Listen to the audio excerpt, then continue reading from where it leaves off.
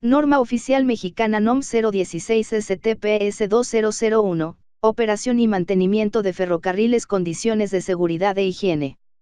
Índice 1. Objetivo 2. Campo de aplicación 3. Referencias 4. Definiciones 5. Obligaciones del patrón 6. Obligaciones de los trabajadores 7. Análisis de riesgos potenciales 8. Condiciones de seguridad e higiene 9. Procedimientos de seguridad 10. Plan de atención de emergencias 11. Unidades de verificación 12.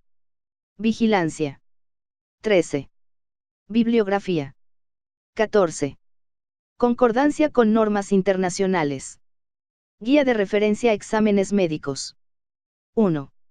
Objetivo: esta norma tiene por objeto establecer las medidas de seguridad e higiene para prevenir accidentes y enfermedades de trabajo en aquellas actividades que se realicen para operar y dar mantenimiento a los medios de transporte relacionados con el servicio por ferrocarril. 2. Campo de aplicación: la presente norma es de observancia obligatoria en todos los centros de trabajo ubicados en el territorio nacional en donde se opere o de mantenimiento a ferrocarriles, incluyendo los trabajos de reparación y mantenimiento de vías. 3. Referencias: para la correcta interpretación de esta norma deben consultarse las siguientes normas oficiales mexicanas vigentes. NOM 001 STPS 1999 edificios, locales, instalaciones y áreas en los centros de trabajo. Condiciones.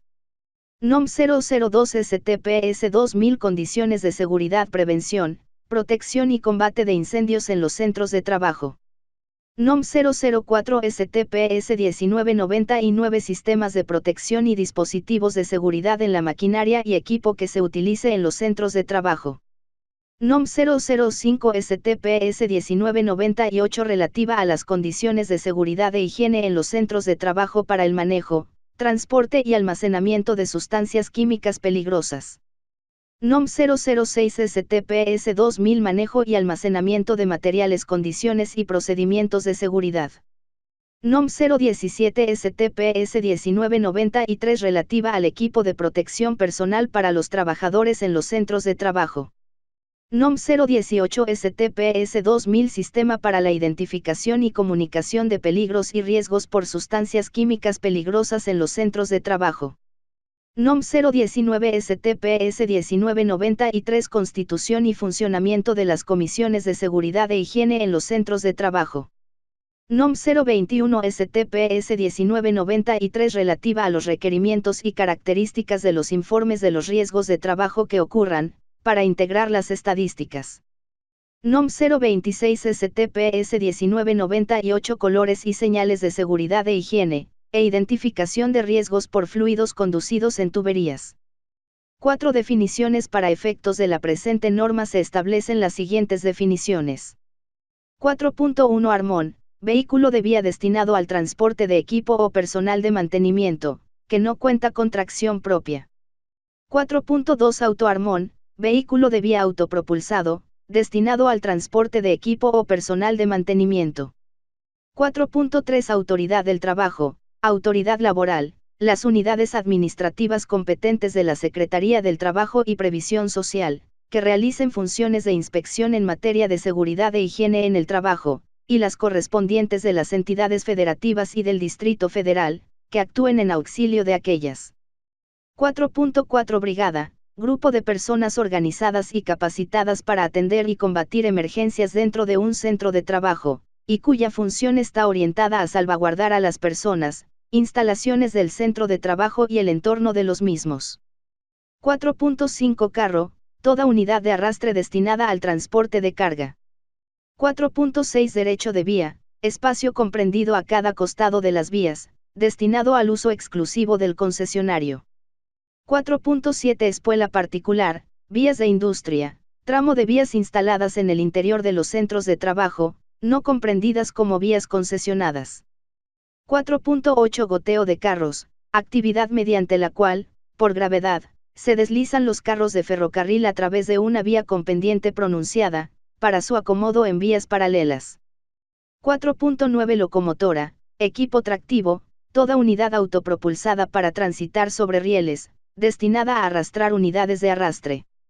4.10 Tren, conjunto de una o más locomotoras y uno o más vehículos de vía.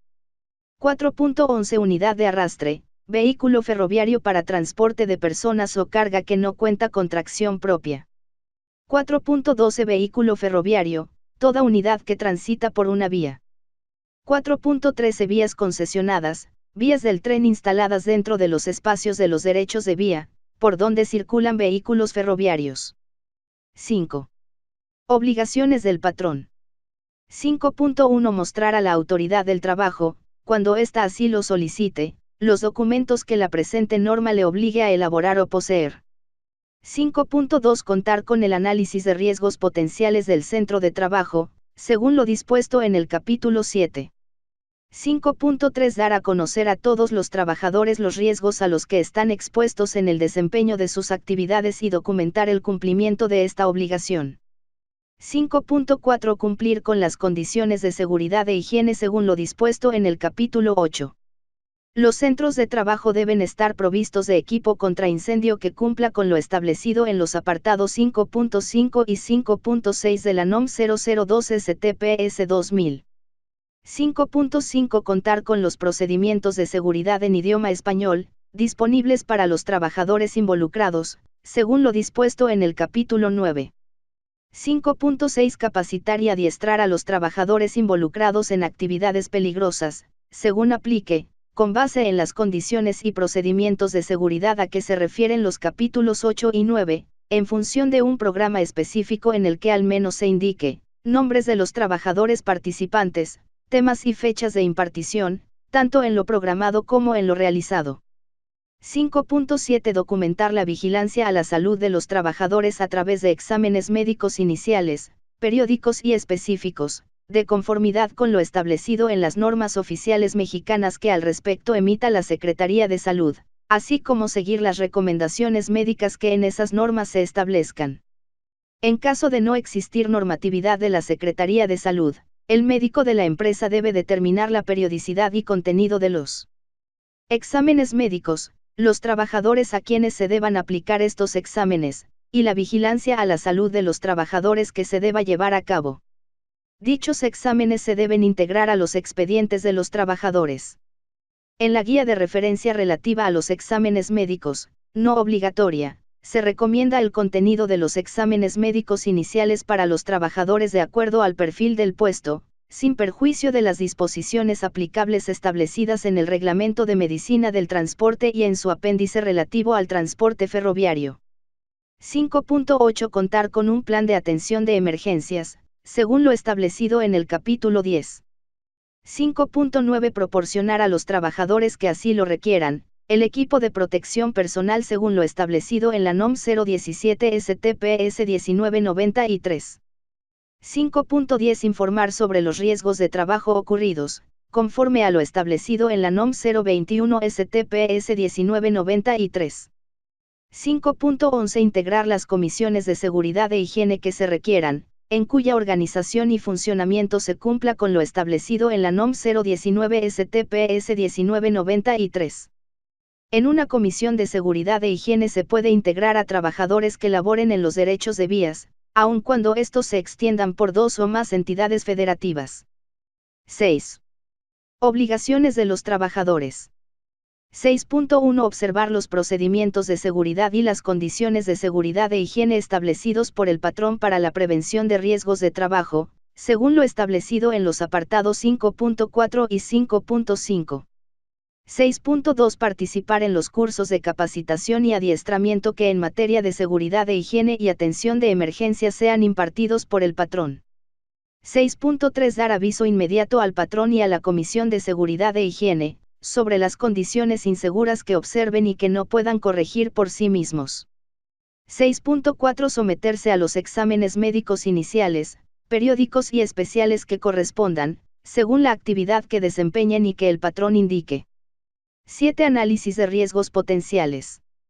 7.1 Se debe establecer, por escrito, un análisis de riesgos potenciales de las actividades peligrosas, y actualizarlo antes de realizar cualquier cambio en los procesos o condiciones en que se efectúen estas actividades.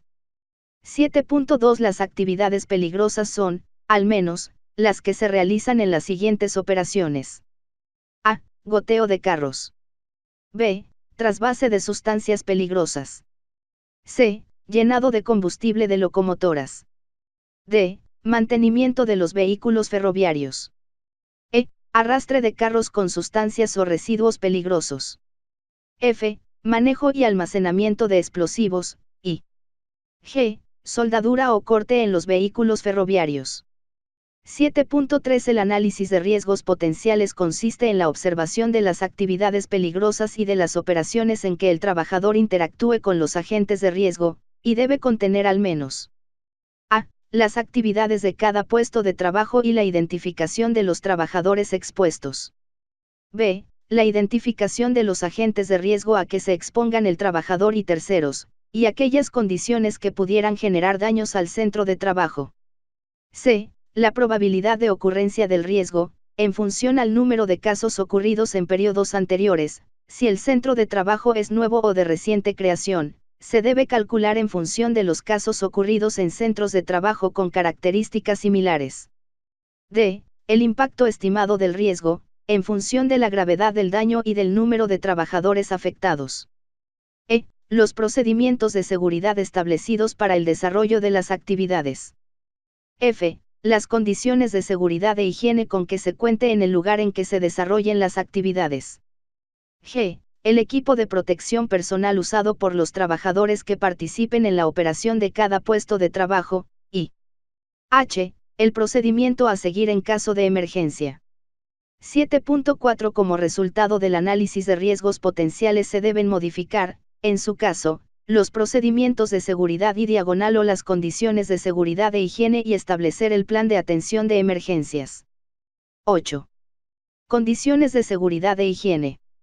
8.1 Mantener en condiciones de seguridad la maquinaria y equipo, así como sus dispositivos de seguridad para paro de emergencia según lo establecido en la NOM 004 STPS 1999. 8.2 Mantener en condiciones de seguridad los edificios, locales, instalaciones y áreas de los centros de trabajo, según lo establecido en la NOM 001 STPS 1999. 8.3 En oficinas, talleres, bodegas y zonas de abasto, se debe contar con los señalamientos de seguridad e higiene para prevenir riesgos a los trabajadores y usuarios, de conformidad con lo que establece la NOM 026 STPS 1998.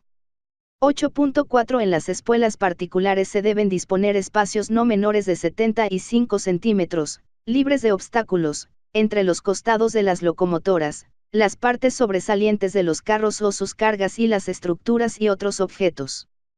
8.5 Cuando las características físicas y estructurales del centro de trabajo no permitan disponer en su totalidad de la instalación de los espacios a que se refiere el apartado 8.4, se deben colocar avisos y señales, según lo establecido en la NOM 026 STPS 1998, para restringir el tránsito de trabajadores por dichos lugares. 8.6 Al final de las vías se deben instalar topes fijos de material resistente para evitar el descarrilamiento de los vehículos ferroviarios. 8.7 Los pasamanos y barandales de los pasillos y andamios de los vehículos ferroviarios deben conservarse en condiciones seguras de uso. 8.8 La tripulación y su personal de apoyo deben conocer los avisos y señales, las hojas de datos de seguridad y cualquier otra información necesaria para el manejo seguro de los vehículos ferroviarios que transporten sustancias químicas peligrosas, que por sus características físicas y químicas puedan ser corrosivas, reactivas, explosivas, irritantes, tóxicas o inflamables, de conformidad con lo establecido en la NOM 018 STPS 2000. 8.9 Los pasillos de tránsito de los almacenes deben estar permanentemente delimitados, tomando en cuenta la actividad y operaciones que se realicen en esos lugares. El ancho de los pasillos debe estar en función del ancho de la carga que en condiciones normales pueda transportar el equipo. 8.10 Las áreas de los pasillos de tránsito no deben ser obstruidas.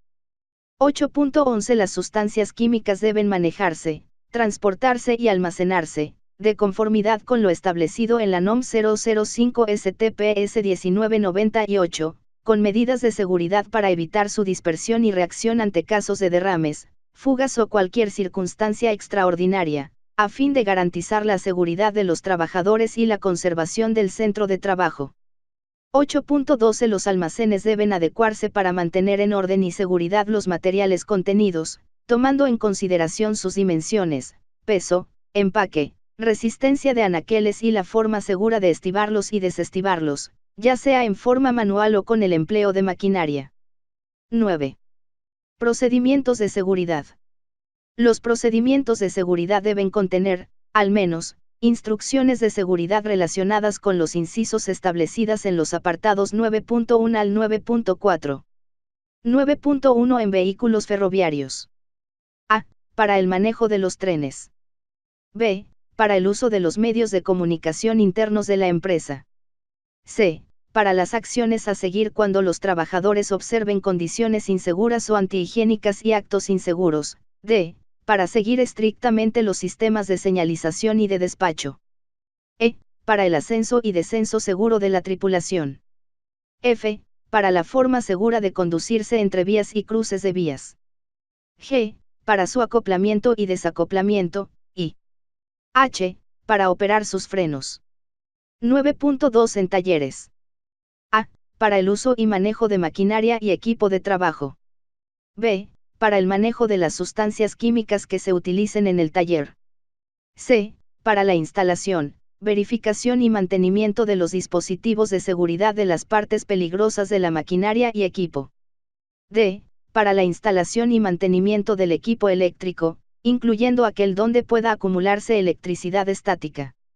E. Para las reparaciones de las instalaciones eléctricas de los vehículos ferroviarios, y F. Para el manejo y mantenimiento seguros de las grúas y polipastos. 9.3 En almacenes. A. Para el tránsito de trabajadores y vehículos en el área de almacenes. B. Para el manejo de sustancias químicas peligrosas de acuerdo con lo establecido en la NOM 005 STPS 1998, incluyendo la señalización y la comunicación de riesgos por sustancias químicas peligrosas, según lo establecido en las NOM 026 STPS 1998 y NOM 018 STPS 2000, y C. Para el manejo de materiales, de conformidad con lo establecido en la NOM 006 STPS 2000. 9.4 En trabajos de vías. A. Para el tránsito de trabajadores entre vías, y para el ascenso y descenso de armens, autoarmens y maquinaria de vía. B. Para el tránsito de vehículos ferroviarios en el área de vías. C. Para el manejo de maquinaria o equipo, con las indicaciones para su uso, conservación, mantenimiento y lugar de almacenamiento. D. Para la estiba y desestiva de materiales en general, indicando la altura máxima de estiba, de acuerdo a la forma y tamaño de los materiales, forma de apilado y los métodos manuales o automáticos de carga de materiales. E. Para el desarrollo de trabajos en donde se requiera el uso de escaleras y andamios. F. Para la identificación de las condiciones de las vías o de sus estructuras, de las instalaciones y del equipo que puedan provocar accidentes. G. Para el código de señalización visual y audible de advertencia de la proximidad de trenes o equipo en movimiento, de conformidad con lo establecido por la Secretaría de Comunicaciones y Transportes, y H. Para identificar los lugares peligrosos y las medidas de seguridad que deban observarse. 10. Plan de atención de emergencias. 10.1 Se debe contar con un plan de atención de emergencias disponible para su consulta por cualquier miembro de las brigadas, en el que se establezcan las acciones a seguir por los trabajadores y los brigadistas en caso de cualquier tipo de emergencia. Este plan debe contener al menos a. Simulacros de evacuación, indicando la periodicidad de al menos una vez por año, con la participación de todo el personal, en especial el de las brigadas. B. Alarmas audibles y visibles, con códigos que identifiquen el tipo de emergencia. C. Las brigadas que deben actuar en cada caso, los integrantes deben tener una identificación o señal que indique a qué tipo de brigada pertenecen y quién es el jefe de brigada. D. Actividades que deben desarrollar los brigadistas, según sea el caso.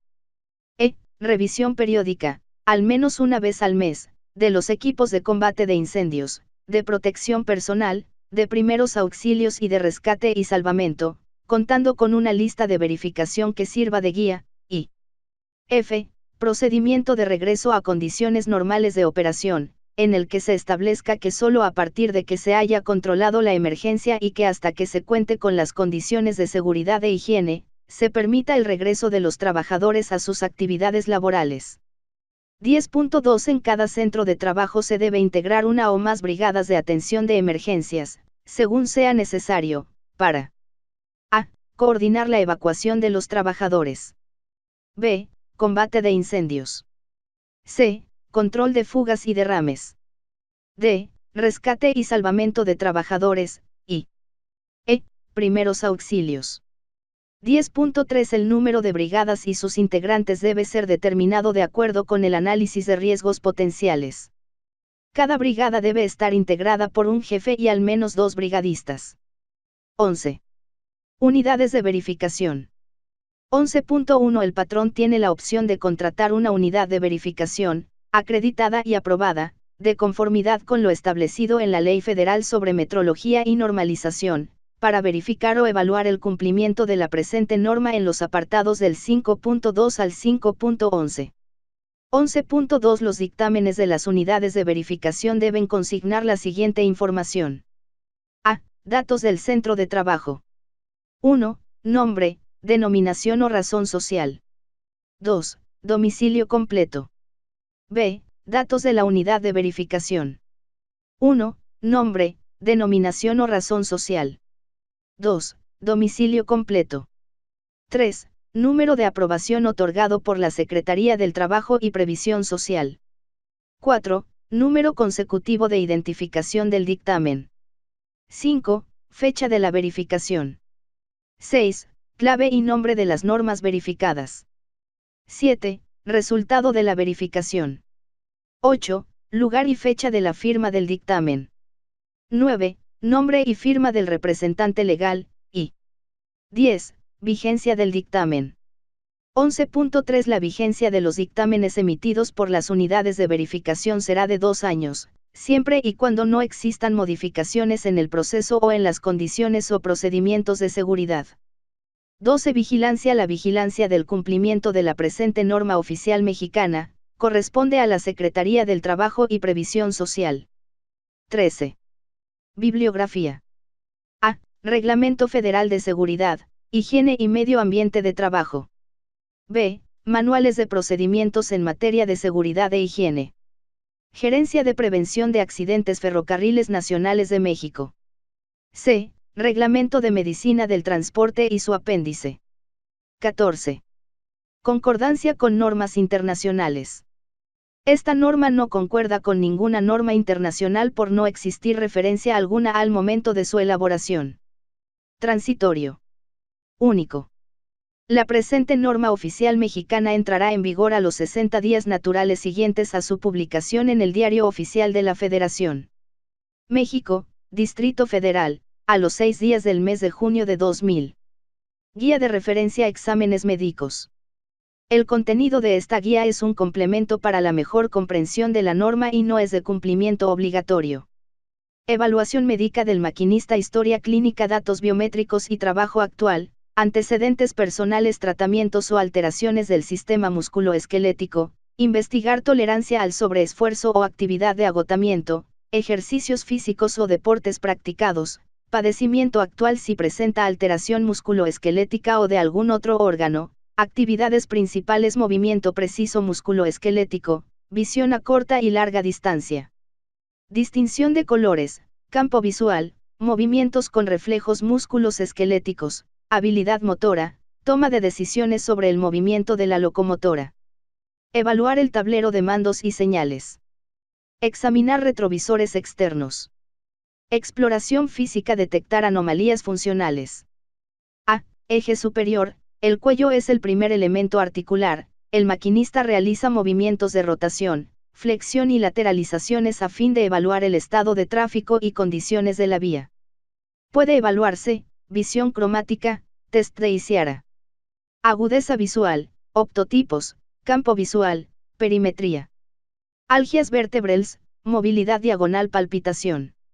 Limitación de movimientos, movilización, detección de cicatrices, pérdida de elementos anatómico, inspección. Audición, audiometría. B. Eje medio. La conducción de la locomotora es parte de una coordinación de hombro, codo, muñeca, mano. Su función es la manipulación de los mandos, palancas y pedales. Su evaluación será para detectar la limitación de movimientos articulares a través de movilización activa. Pérdida de elementos anatómicos, inspección.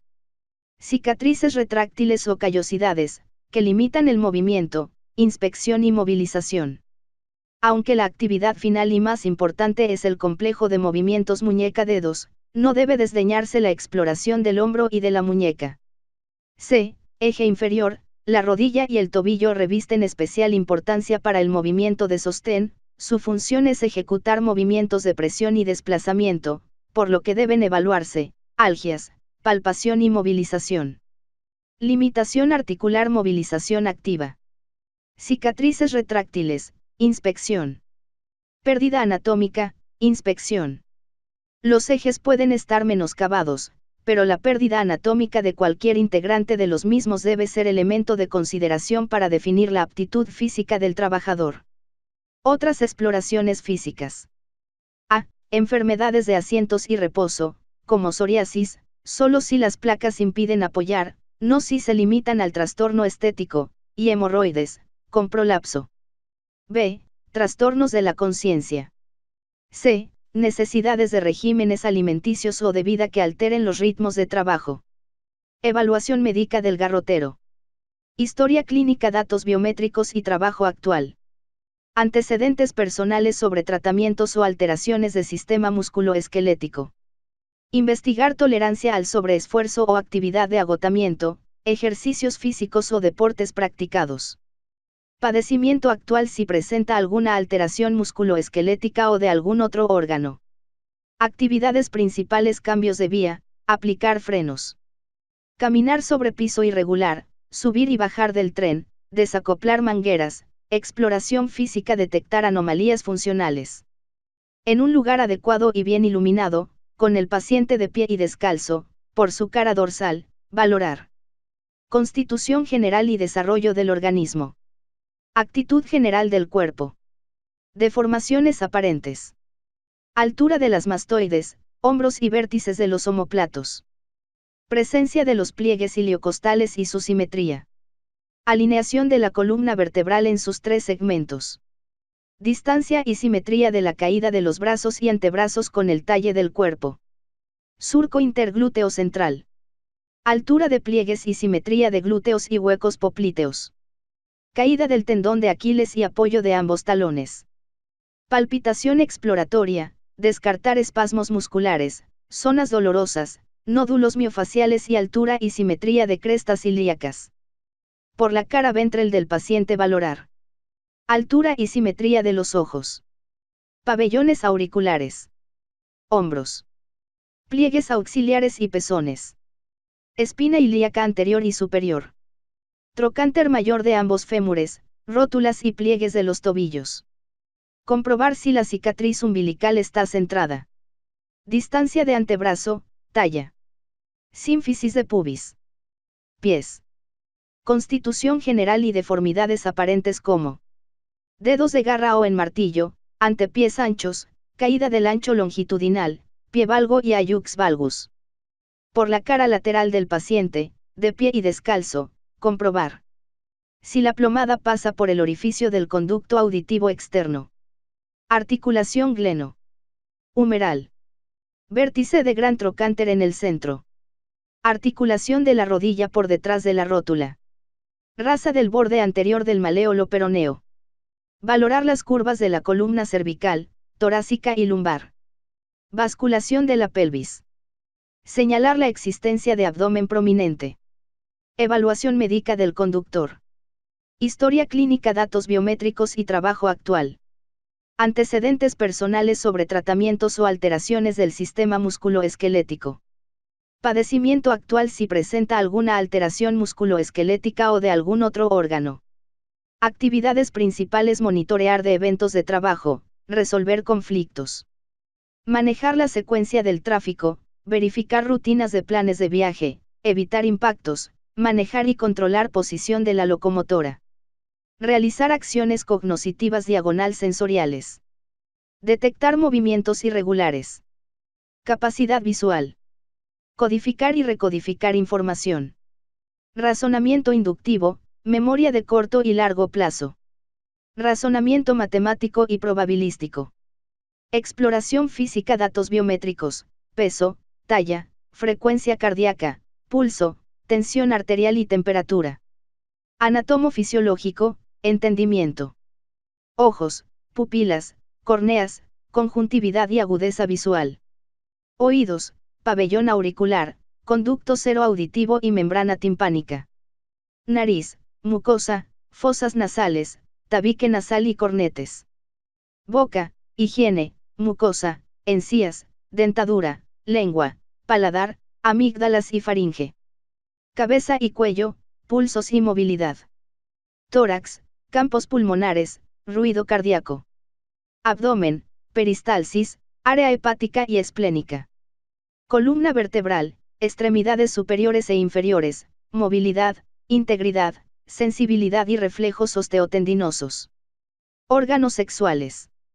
Otras exploraciones físicas: enfermedades de asientos y reposo, como psoriasis, solo si las placas impiden apoyar, no si se limitan al trastorno estético, y hemorroides, con prolapso.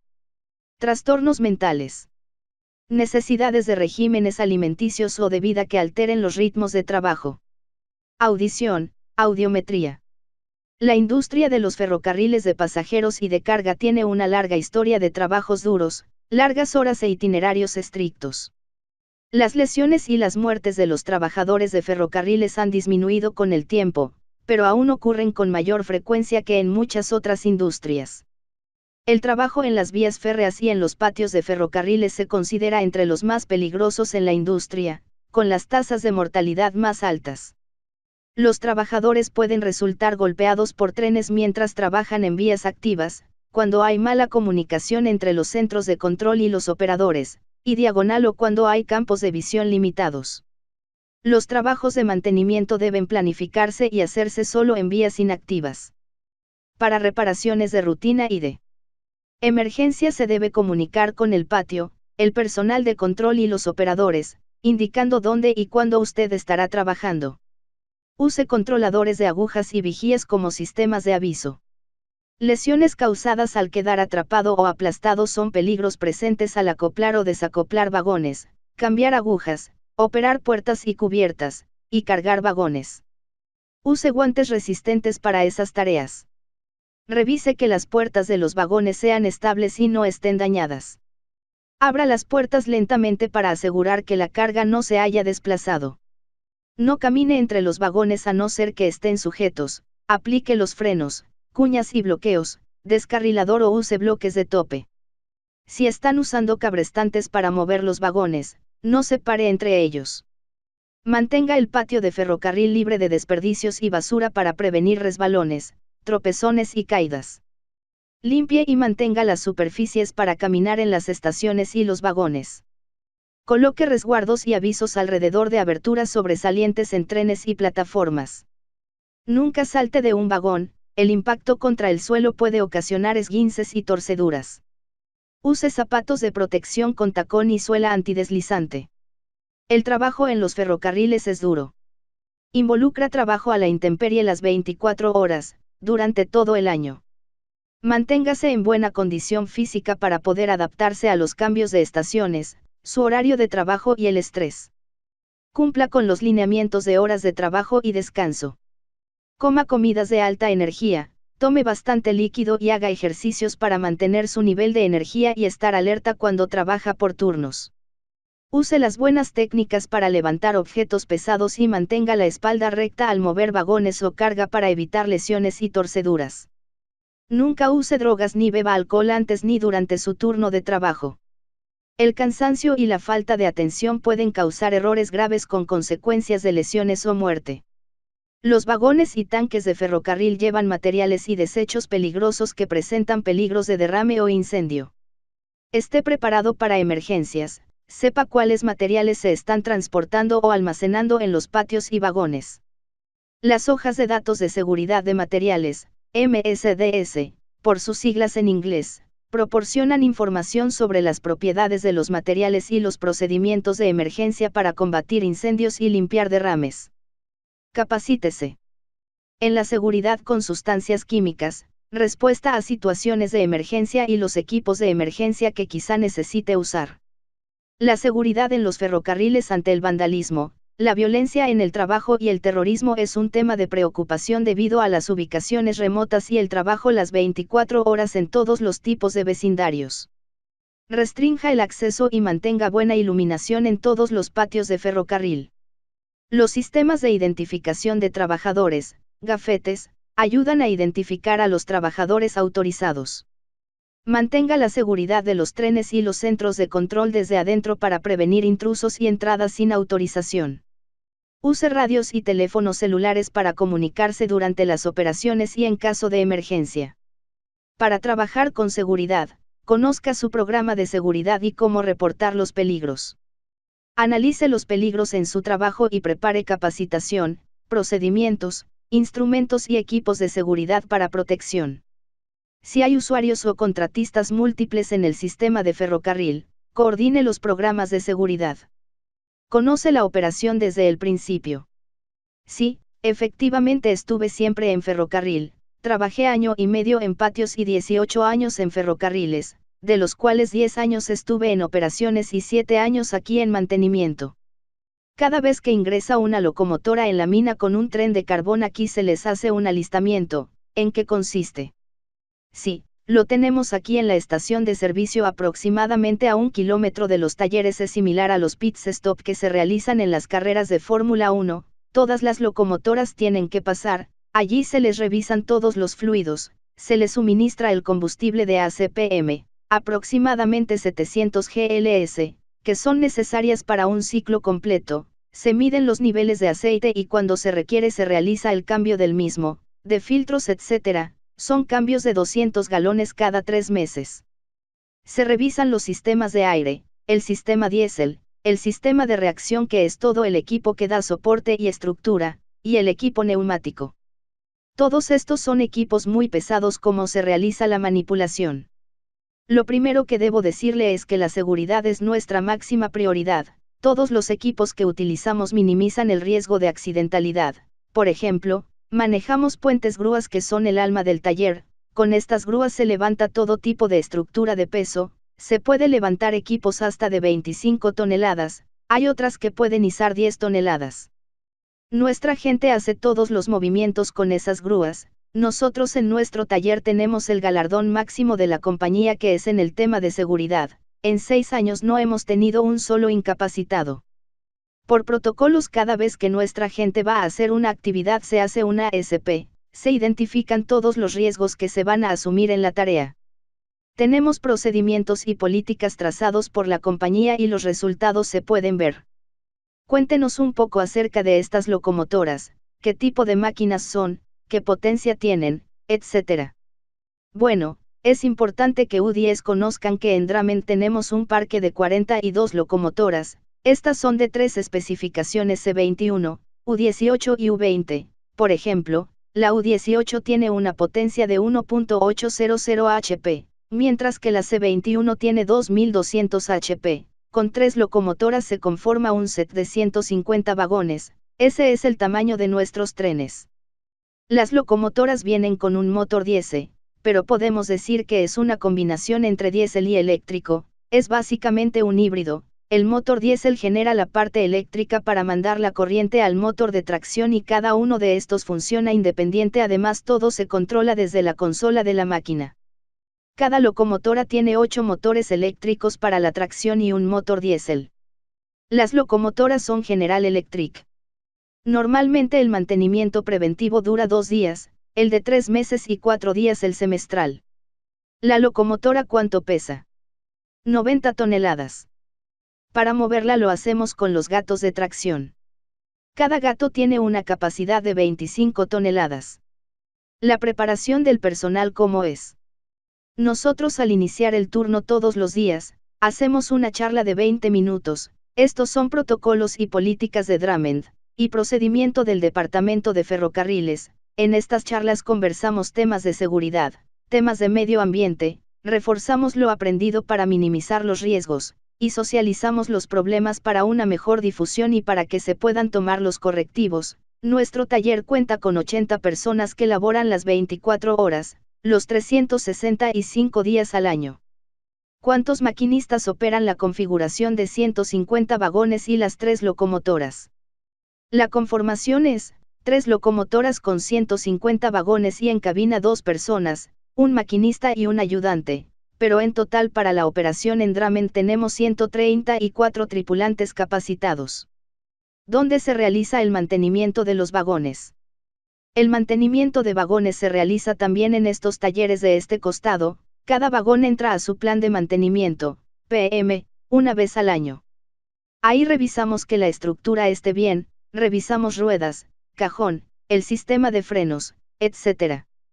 Los vagones vienen armados desde una empresa americana y vienen ensamblados desde allí, cuenta cada uno con un sistema de frenos independiente, asimismo cada uno puede realizar el giro 90 grados, hay un enganche que es rotativo, y uno es fijo. ¿Cómo es el sistema de frenos de un vagón de estos? Estos trabajan a 90 grados, mediante un sistema neumático 90 libras de presión aire, tiene sus cilindros, sus válvulas de frenado, un juego de zapatas que son igual a la de los vehículos convencionales, es decir son de asbesto. ¿Cada cuánto se cambian? Cada año, realmente esto viene para 3 o 4 años, pero por prevención lo hacemos anual. En una configuración tan grande de 150 vagones, ¿qué pasa si uno de estos vagones no frena? Según las normas internacionales es permitido que cada cierto número de vehículos puede venir uno sin freno, es una norma. Pero realmente es muy poco lo que se da de no frenar. Aquí son muy celosos con esa parte, y lo que hace mantenimiento es precisamente prevenir ese tipo de eventos.